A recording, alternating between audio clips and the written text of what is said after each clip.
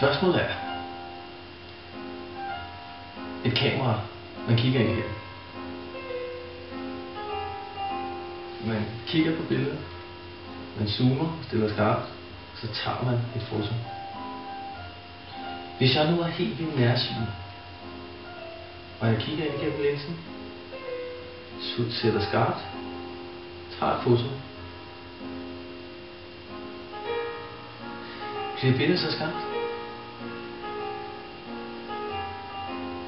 Hvis jeg nu tager fotoet, det gør jeg. Jeg er lidt pisse nærsyn. Jeg stiller skarpt, så det er skarpt for mit øje. Eller hvad med at tage foto? Jeg giver dig kameraet. Ser du så motivet skarpt? Nej, det gør jeg ikke. Det kan jeg ikke gøre. Der har du jo stillet motivet, eller... Præcis. På dit eget, ja. Det der undrer mig, at hvis jeg stiller skarpt og tager et billede, så bliver det skarpt. Ja. Carmen var helt vildt nærsyn. Og hun tog super skarpt billede. Men hvis hun havde indstillet Efter sit øje. Efter sit øje og givet mig det, og jeg tog det ville ikke se skarpt ud, men hvis jeg tog et billede, måtte det vel lige så skarpt. Ja, det er du ret i. Det er spørgsmålet, hvordan kan det lade sig gøre? Det forstår jeg ikke. Hvordan kan blinde, tågede, halvblinde, nærsynet eller voldsomt langsynet eller meget svagtseende mennesker tage skarpt? Indstille søgeren på et kamera, så det bliver skarpt billede. Og kan man det? Altså, måske stod det på automatisk. Vi må kontakte Dansk Blindesamfund. Nogen må have svaret. Det kan også være, at man ser det på automatisk. Ja. Ja. Jamen, det skal jeg. Vi må kontakte fotografen på Dansk Blindesamfunds medlemsblad. De må have taget nogle interessante billeder. Men altså, jeg har kun det. Det eneste bevis, det er, at hun tog skarpe billeder. Ja. Men det kan man fandme ikke se, hvem det var hos dig. Nej. Og hvis man bruger et spejlereffektskamera, så kan det godt sidde på automatik selvfølgelig. Men du... Hvis hun så zoomer ind automatisk, så vil det jo ikke være klart for hendes øje, tænker jeg. Nej. Det vil være klart på kameraet, men ikke med... Men det er som om, det er en uniklarhed, som ikke har noget at gøre med øjets arbejde med den almindelige virkelighed. Jeg kan simpelthen ikke regne ud. Nej, det kan jeg heller ikke. Meget analytisk. Meget godt spørgsmål. Rigtig, rigtig godt spørgsmål. Det er godt med spørgsmål, som man ikke kan besvare. Ja. Jeg har et spørgsmål. Det er et spørgsmål. En anden drejtanke, som gjorde mig til gulvet her den anden nat. Hvis du ligesom har 2 lodder,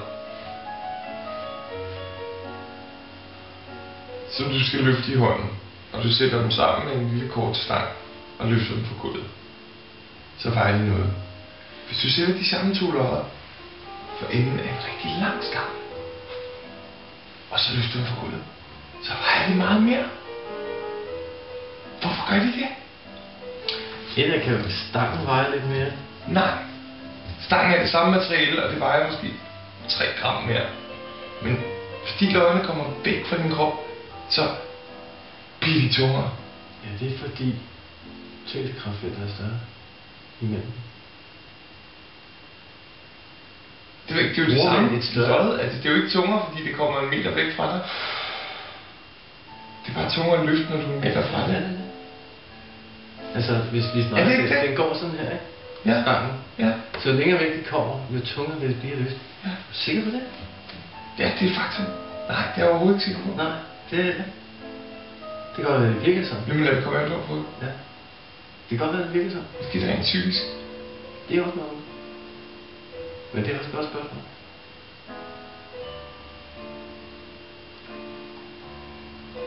Det burde kunne lade sig gøre med en meget ikke særlig tung ting.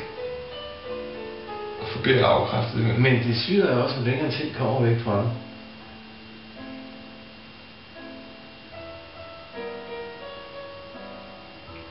Tænker jeg, at tunge bliver noget. Det er mindre påvirkning her din. Men der er også... Hvis man nu holdt en jernstang i hånden på midten. Ja. Og så tog den helt ud i enden. Men måske er det vippe-effekten. Jo længere frem den kommer, jo sværere vil den være at løfte. Ja, Det er lidt den samme idé. det er den nemlig. Hvorfor er den det? Hvorfor er den det? Hvorfor er den mindre tung? Punktet man holder på måske. Hvorfor skal du have det, når du pakker rygsæk, skal du have de... Hvad er det, tunge ting nederst eller øverst? Øverst. Øverst, ja. Og lille ting nederst. Det er jo det samme, der skal bæres. Men måske... Ja. Se, træ mysteriøs. Det er meget interessant med det der med, altså på den ene eller den anden led. Fordi hvis den er tungere, hvis vi har en 3 meter lang jernstang, holder den midten, og så holder den i enden. Mm. Det burde være det samme som... Ja, når man netop. holder den vandret. Lige netop. Men der er nok noget med tyngdepunktet i midten. Det er vægtfordelingen, ikke også? Jo. Jeg ved ikke. Hmm.